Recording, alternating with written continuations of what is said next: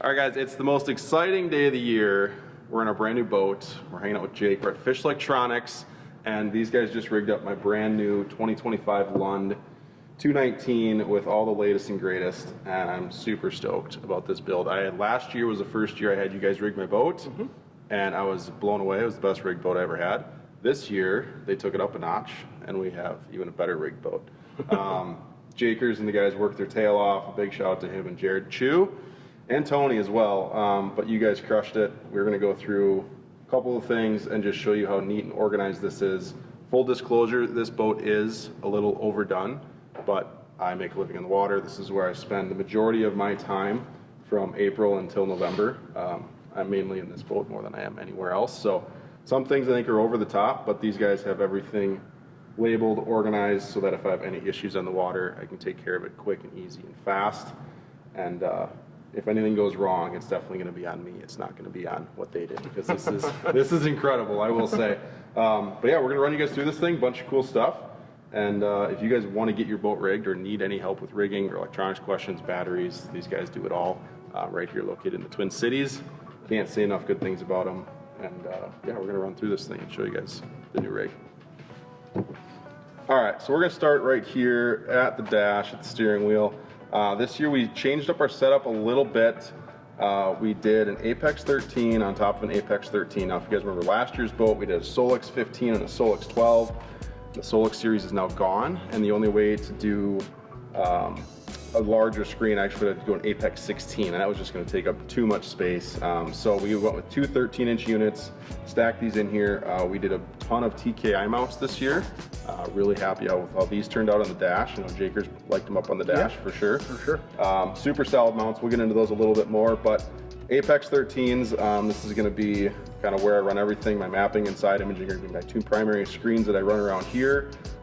New updates with the Apexes and the Explorers are awesome. We've actually zoomed in a lake here. All your waypoints, or all, I should say not your waypoints, your mapping is already all built into the unit itself. So gone are the days of needing map chips.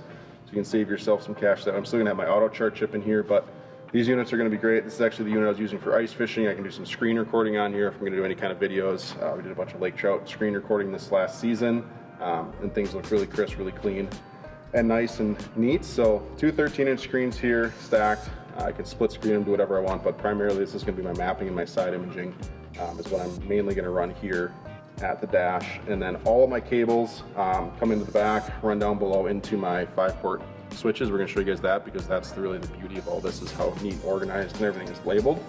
So everything here at the dash runs down into kind of the home and the power center, and then we're going to shoot everything out from there.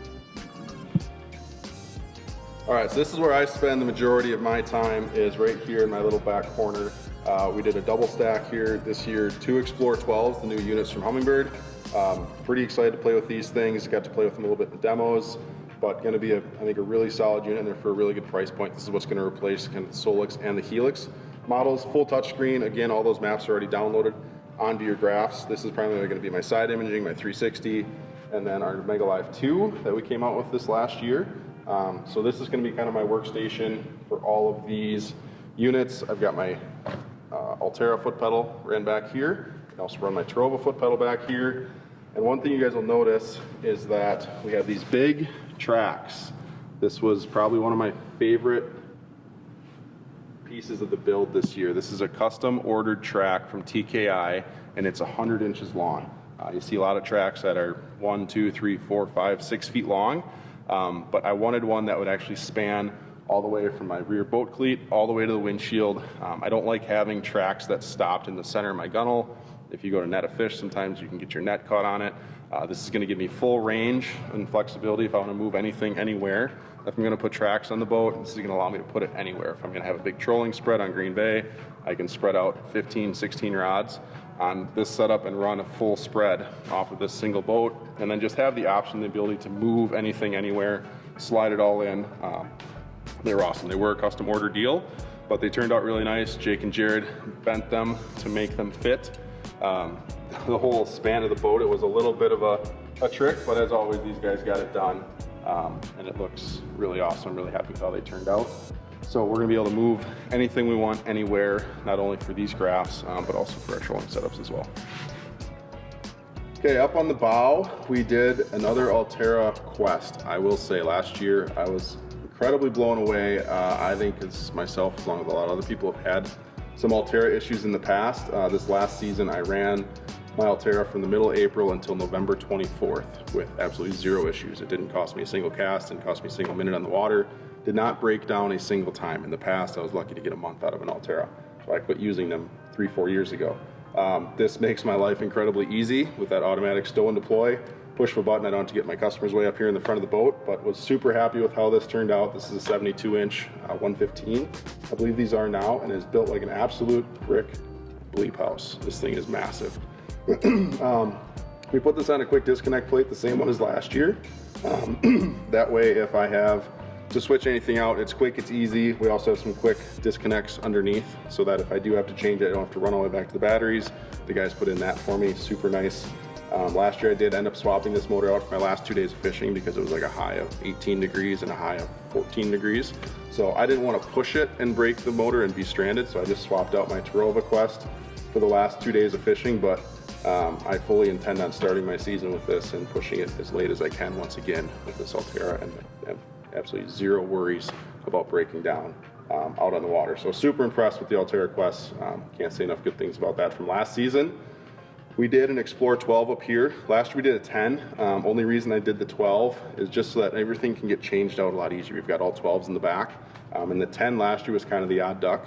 So if any of my other units go down, for some reason, I have basically, this is gonna be my backup unit. I can always pull this off of the bow and move it anywhere else. The cool new thing with the Explorers and the Apexes is that they all use the same exact cables in the back. In the past, that was not a thing, but now all the power cables, transducer cables, everything you want is interchangeable from an Explorer to an Apex. So this is kind of my unit for my customers to see what's going on, but this is also gonna kind of play as a backup unit if anything's to fail on me when I'm in the middle of nowhere, Canada, if I'm out in the lake in the middle of a trip.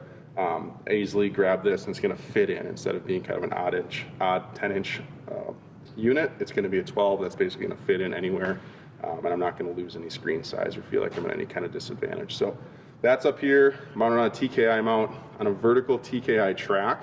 I like to mount it on, not necessarily on the gunnel, so it's up. I want it to be low profile so it's not in the way of people figure eighting, but also I don't want it on the floor to take away any floor space. So we actually mounted it on the gunnel vertical, slid it in there, and then the unit is kind of down and tucked into kind of a little bit of corner here on the opposite side of the side that I like to fish off of. So really happy with how that all turned out, super clean, with the wires running back into there. And then we have our 360 on a TKI mount up here as well. So I can throw the 360 in. You love using that mainly for structure and seeing, boat positioning is huge for me with the 360, but then also seeing fish as well. But that's easy. At the same pole, same rig that we used last year, flip that pole in and out. Pretty simple, and we got away from that cornfield that used to be on our trolling motor. So was happy with that last year, went and did it again this year. So this little setup up here in the corner is awesome. It's really neat and organized. Out of my customer's way, but definitely there if they want any of the benefits from it. All right, guys, when we open up this compartment, this is where all the juice is at. This is where the majority of my batteries are. 5 out of my 7 batteries are in this compartment right here. Yes, I said 5. 1 is a backup. But if you look in this is really what makes the boat incredible and where Jake and the guys really put their touch on it.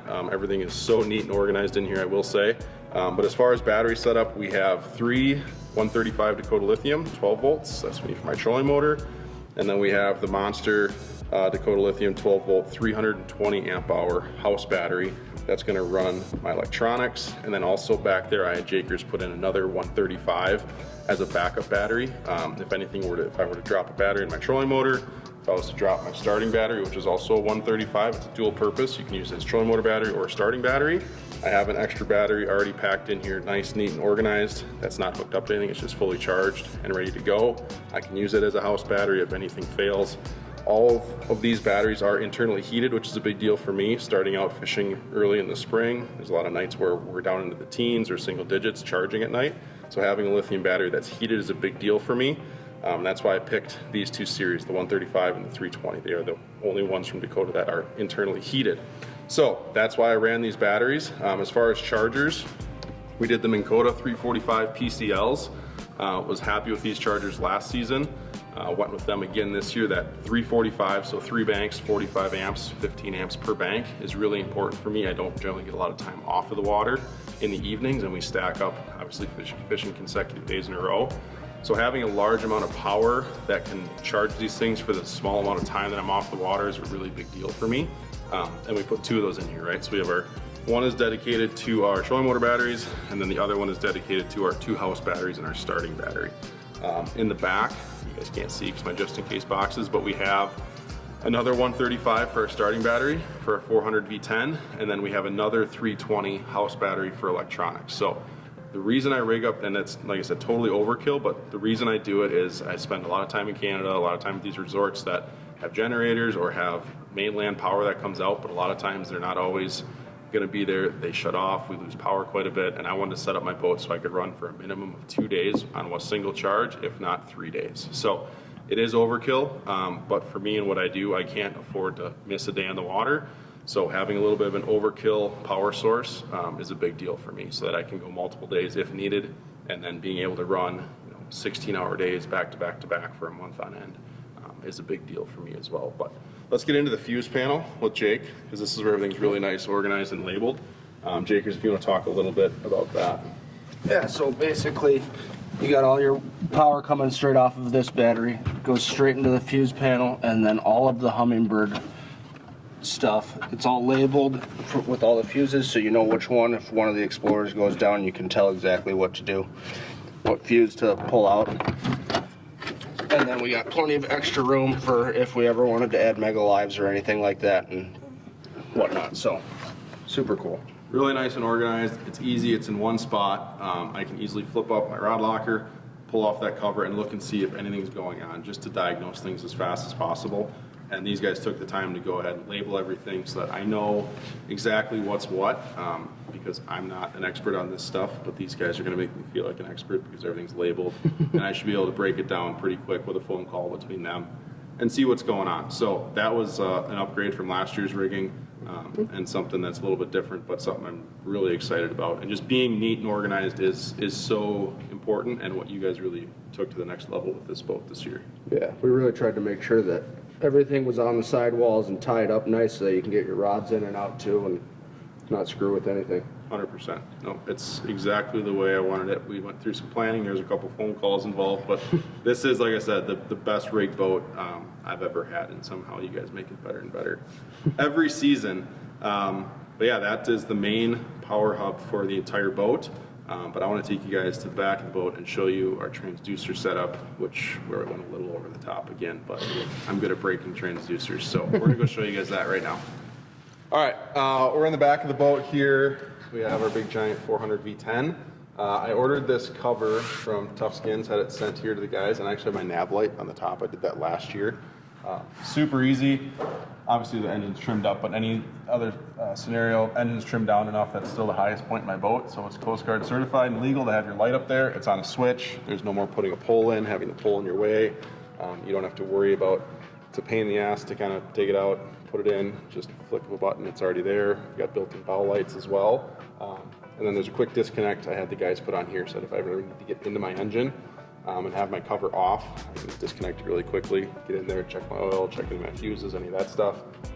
But nice cover, and they made it even nicer with the light on top. There's a little pad of aqua traction on top of it that we do every year, so that the screws don't scratch it. But main reason we're back here is transducers and then our power source. So how I'm gonna plug the boat in, we put in this NOCO plug right here. So this single plug right here, I'm gonna take my extension cord at night, plug that into here, and now there's a splitter that's gonna be able to have one plug that's gonna light up both chargers. So all 6 banks are gonna be able to plug in off of this. The reason I went with this location, the way I put my cover on the boat, I can still get to this with my cover on. I don't need to peel the cover off to get to a specific spot to plug it in. So I can come here at night, unflip it, plug it in, and everything is charging, right? Very nice, very simple. In the back here, we have these covers that have our transducer wires. One thing that's super important for me is having 2 side imaging deucers. Not only does it give you a more clean reading because it eliminates your engine, but also it allows you to have a backup, right? If you have one, you rip off on a rock, something's going wrong with it, you have any kind of issues, then I automatically have a second transducer that's already down here. So having backups for me is a big deal, like we talked about with batteries. We also did the same thing with our external high-speed transducers. That's what I use for all of my auto charting, and we put 2 of those on here as well. Last year we only did 1, and I ripped that one off, and I was in Canada. I was a long way away from my trailer and wasn't going back to it for a while. Didn't have access to another transducer. So this year we have 2 side imaging deucers and 2 2D deucers that are external, and then we also have a through-hull 2D deucer if things get really bad and I rip both of them off. So there's plenty of backups here. Jake, if you want to touch just kind of on this whole setup back here. Yeah, so like you said, 5 transducers. We got 2 running up here. Basically a mirroring image on this side, doing the same thing. We spread out the side imaging transducers a little bit farther this year than last year. Hopefully get a little clearer picture. On plane. And then where the 2D transducers are placed, we built these custom transducer mounting plates. So we're not drilling a ton of holes into the hull, and if anything rips off, you're not doing any damage to the hull. Yeah, that's super nice. So there's these just pieces of plastic here that they attach to the back. And then if I need to micro adjust any of this, I can drill another hole into these plates that they put on versus putting more holes in the hull of the boat. And like what Jake said too with the side imaging transducers, reason being the location on them is generally if I can get a really good reading at like 20 to 22 miles an hour with side imaging, and I can actually see fish on sand flats when I'm looking for schools of walleyes with side imaging. So having this location is really, really prime and something I've been able to figure out with this 219 the last couple of years. That's going to vary from boat to boat. You're not always going to be able to get that. But with the design of this hull and this boat, I was able to get that. And we're going to dial that in once again this year so that I can kind of graph at high speeds, which is very, very important on our giant sand flats on Green Bay. Okay, that's a wrap on the setup. Big thank you to Jake, Jared, Ju, Tony, everybody here at Fish Lectronics. If you guys need any custom boat rigging done, these are the guys to get a hold of and get it done right. I'm not going to have any issues out in the water. Everything's going to be clean, organized. Yeah. Any comments, Jakers? Shoot it. If you like this rig job, give us a call or an email, and we'll see if we can get something dialed up for you. They do a good job. They are experts on all the brands, Humminbird, Lowrance, Garmin, all the trolling motors, everything marine. As far as electronics, these guys got it covered, got you taken care of, and are truly experts on it as well. Super happy to have my boat here done, again, by Jakers and the boys. And we're going to go get this thing wet. I'm sick of talking about it. We're going to go put some slime in it and have some fun with it. Well, thank you guys again for watching. I'll get your boat rigged at Fish Lectronics.